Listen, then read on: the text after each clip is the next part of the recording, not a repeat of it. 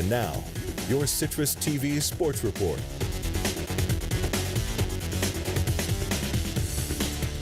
All offensive woes seem to be fixed when the Mets won Game 2 of the NLCS last Monday, but last night's 8-0 drubbing by the Dodgers proved that old habits die hard. Welcome to sports, I'm Jish Sokolsky. The defeat was the Mets' second shutout loss of the championship series, but unlike Game 1, this one was in front of home fans. Spectators only got to watch the Mets collect 4 hits and 4 walks, but the real unlucky number was 13. That's how many times the Mets struck out in the losing effort, and with New York's back against the ropes, manager Carlos Mendoza was asked if the lineup would see any changes for Game 4, but the rookie skipper has faith in the cast he's cultivated all season.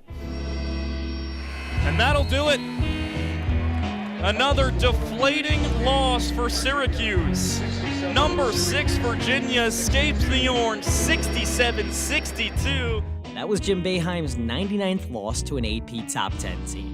There are plenty of positive things to say about the legendary SU coach, but those top-flight teams were seemingly Boeheim's kryptonite. The 47-year veteran went 65-99 against foes ranked inside the top 10. That's a winning percentage of under 40. But Boeheim saved himself from the humiliation of 100 losses in the top 10 by retiring in 2023. When Adrian Autry took the helm last season, he wasn't concerned about the embarrassment of the past, but was excited to forge his own trail. But could he beat top 10 teams? Well, that's still to be determined, but I'm excited. I think we have a lot of potential. All of these guys are competing and getting after it, so I'm just excited for the group. But the potential is there, you know, we just gotta play it out now. Oh, and play it out they did. The Orange started off the season on the right foot with a 3-0 record, but then came the first test. Number 7, Tennessee. Kicks out to connect. He drives in strong with the right, gets the foul, and one. Two-handed flush, no good. Rebound James, his two-handed dunk is successful. Vescovy drives down, kicks it right side. James from deep, he's got it. Tennessee holds off of Syracuse, 73-56. SU's 56 points were the fewest it scored all year. Defensively, the Orange couldn't get stops either, so they fouled the Vols a season-high 21 times. It was pretty clear that Autry wasn't quite ready for a top 10 challenge in Game 4 of his tenure. Fair enough. Maybe the team would be ready in January when it went to play 7th-ranked North Carolina in Chapel Hill. That's a team Syracuse had only beaten twice in the last decade, but this one felt different. After all, SU had won 6 of its last 7, and it came off of what Autry called his best defensive conference win over Boston College. UNC, on the other hand, was coming off its first 2 games of the season where it failed to score 70 points. Could the Orange defense smother the Heels? Was an upset over North Carolina on the horizon? Could it be? Well, Syracuse heads into North Carolina and faces its worst loss in its history in the Atlantic Coast Conference. 103-67, Syracuse's first and only loss, where it gave up over 100 points in the Adrian Autry tenure. Strike 2. It's hopeless, isn't it? SU has been outscored by over 50 against the top 10. The Orange began to pick up the pieces against unranked foes, but the huge loss stayed present in the back of their minds. A nasty stretch began in January to early February when Syracuse lost 4 of 6. The resume was taking hit after hit. The Orange sure could have used one of those signature wins. To make matters worse, UNC was on the menu again, still ranked number 7, but this time in the 3-1-5. Many people had their doubts about the Cuse. But I do believe that the Tar Heels will knock off the Syracuse Orange 76-68. I think the talent gap is a little bit too much here. North Carolina in this game is stingy on defense. Mondo dominates down low to lead the Heels over the Cuse. Okay, they're going to lose by 25 when Carolina comes to the Dome.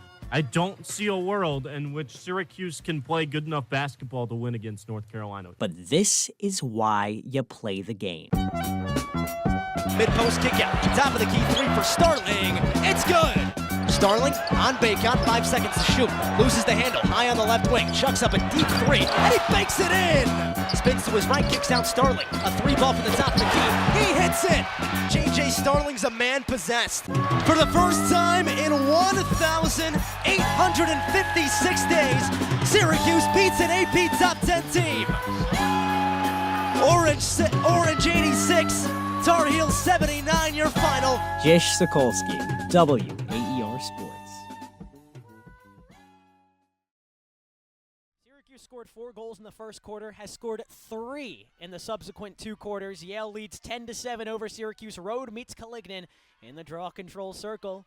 Calignan has had her number there, 14 wins to just 5 for both Road and Caramelli. Ball tossed in the air, and Calignan reaches for it and picks it off the tree.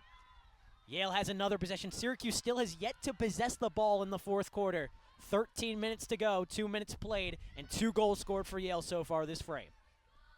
Kiernan walks the ball into the attacking third, sidestepping Superior Clark, and walks to straight away. She throws out wide about 15 yards from the 12-meter arc. Yale is playing keep away right now with a 3-goal cushion. It's a relaxed defense from Syracuse, but it seems like they need some momentum to force some turnovers and get transition to score goals here. Calignan cycles the ball around. Taylor Lane collects it towards the restraining line. She's from straight away. Pass out to the left wing. Carasquillo passes low. They continue to just work the ball to the soft spots back behind the net for Kelly Holmes. 30 to shoot for the Bulldogs, but they'll probably bleed off as much clock as they can chew. A pass in front to Lane. Stands with her toes at the 12-meter. Down low behind the net. Kiernan flick up top. Calignan works through a double team. Has scored the last 2 goals before giving it up. Behind the net, pass in front, goes awry, loose on the turf, picked up by Lane, sidewinding shot, denied by Guyette, kicked out of bounds, and a fresh 60 for the Bulldogs, who are there to back it up.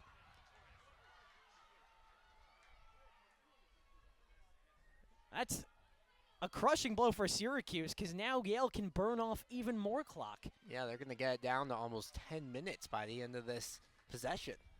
10-7, Yale leads, 11:32 to play.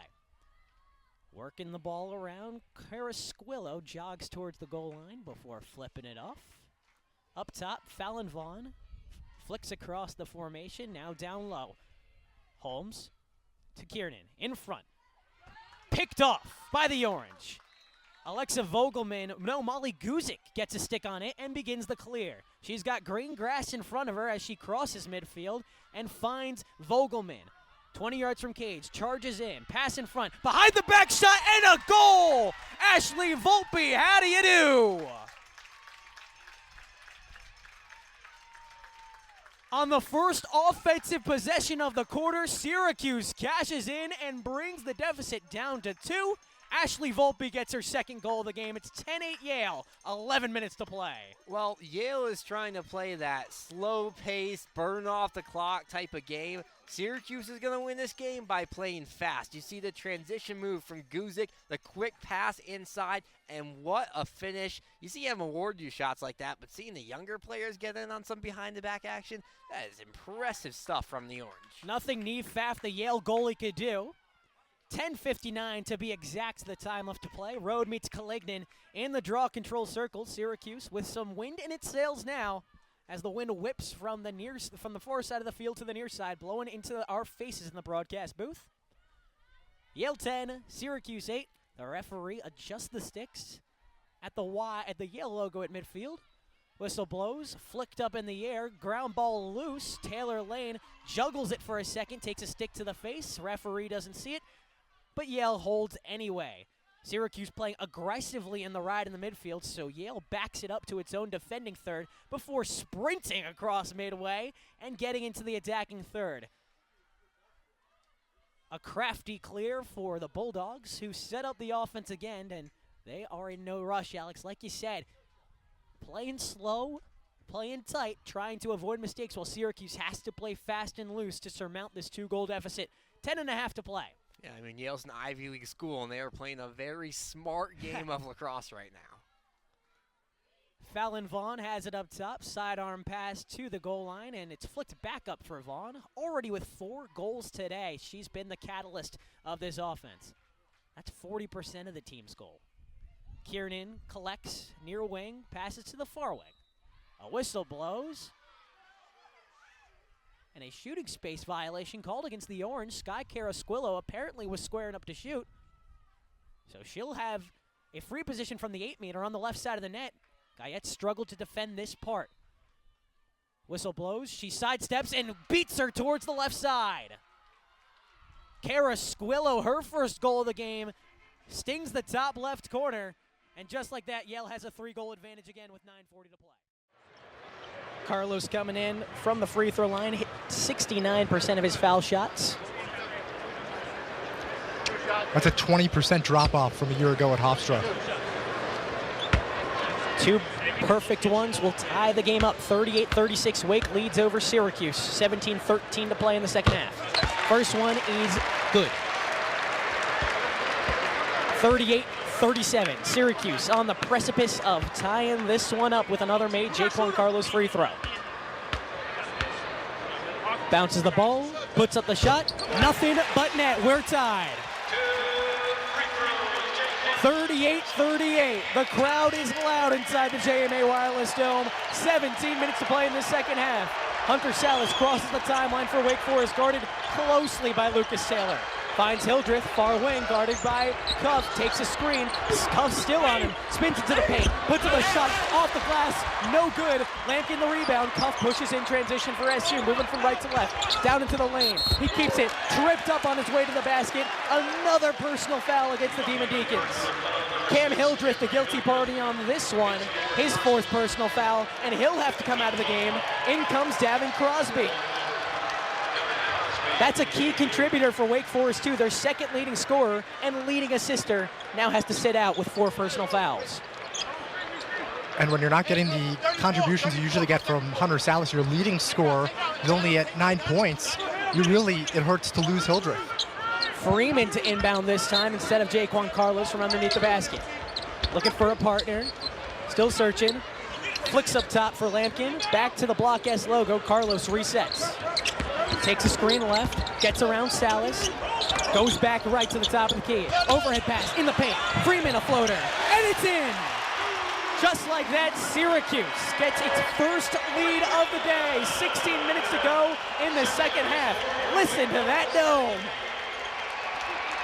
40-38, Syracuse leads over Wake Forest. Cosby into the paint for Reed. Guarded by Lampkin on the low block. Puts a shoulder in, spins around, pump fakes, puts up a shot, he's fouled. Efton Reed, nifty footwork in the paint. Eddie Lampkin had his hands straight up, but Reed worked into his body to draw the foul. That's the 2nd personal foul against the big man for SU. Going back to that Donnie Freeman bucket, Jaquan Carlos' first assist of the game, and it was kind of a no-look feed. Freeman showing off that soft touch inside. Well, Carlos averages 5 assists a game. That leads the team and is a top 10 figure in the ACC. Reed to shoot 2 at the free throw line. First one is up, and it is good. 40-39, Syracuse leads over Wake Forest. Reed, a 60% free throw shooter on the year, just made his first. The cardboard cutouts of the chicken sandwich are in his face behind that right basket. The 2nd free throw. Too short off the front iron. Rebound fought for, won by the Cuse. Eddie Lampkin collects loose change, and Jaquan Carlos walks it across the front court. Swings out, Cuff, far wing. Carlos still barking orders without the ball in his hand from the top of the key. To the near wing for Taylor. Crossover, gets into the lane, puts up a floater, fouled, but it rolls in off the glass. Lucas Taylor playing bully ball against his former team with an and one opportunity to come right after this break. A huge bucket from the Georgia State transfer by way of Wake Forest. Syracuse leads the Demon Deacons 42-39. 16 minutes to play in this second half. You're listening to Syracuse basketball on the original home of the Orange, WAER.